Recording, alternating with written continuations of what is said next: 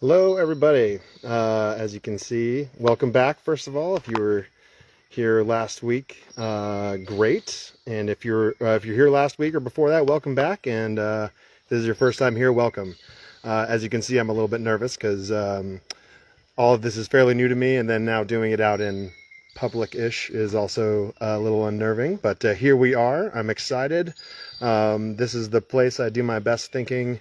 And I just feel the best in nature. Like, nature is a great healer, and I've had a great experience with it. So, anyway, moving on. I wanted to keep the discussion about language and how veterans perceive different language differently, and kind of keep that language going and how it pertains to coaching and things like that. So we've already kind of covered. I talked about vulnerability as a superpower and why veterans are especially equipped with vulnerability, because they have that courage to stand up on the berm for their buddy.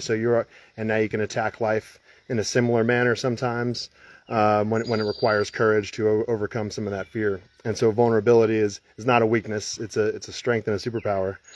We talked about preparing for the best possible outcome. And again, why this benefits anybody, but especially veterans, is because you already know how you're going to react when you come up with the worst outcome. And so you're just kind of planning for the worst thing over and over again, and you're not preparing for when the best thing happens and be able to take advantage of those opportunities. And so we discussed that. And today I was going to talk about a term that I learned and despised in the military: perception is reality. Why do I despise this term? It was used as an excuse to be obtuse when making judgment calls as a leader in the military. So basically, it didn't matter if what you did was wrong. If it looked like it was wrong, it was wrong.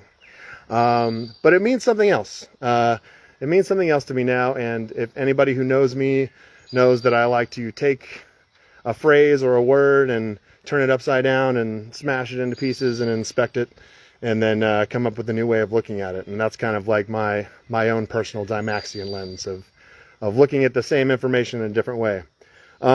So an important note about perception is reality.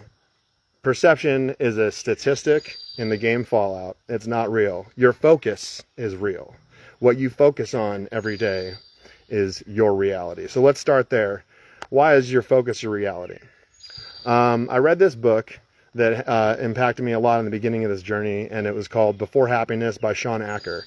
And he introduced this concept that is backed by research about how much information we intake every day. And it was like 11 million pieces of information, and your brain can only process 40,000 of it. So that's a really small percentage of the information that is available to you that you're processing.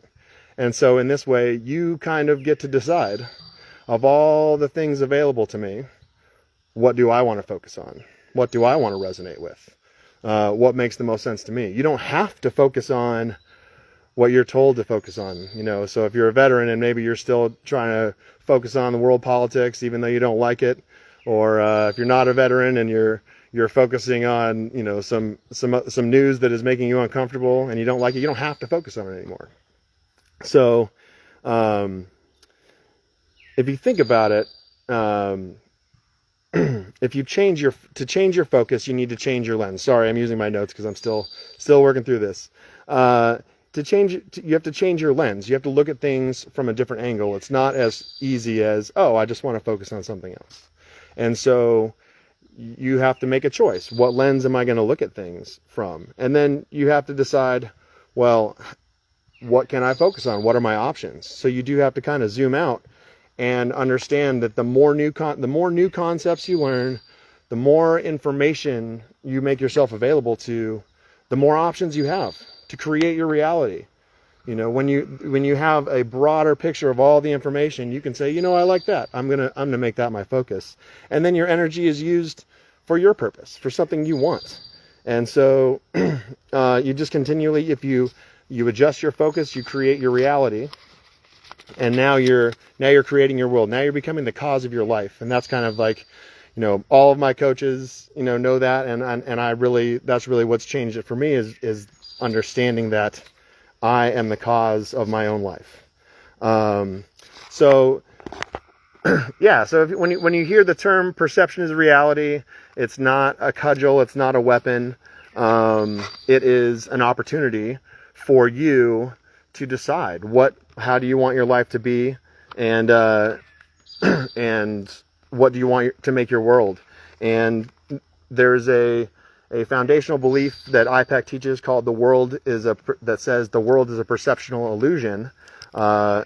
And there's a quote that kind of goes along with it from Anais Nin. So hopefully I said that correctly. We do not see the world as it is. We see it as we are. So hopefully that resonates with you. And if it doesn't, please think about it. Please think about the options available to you right now.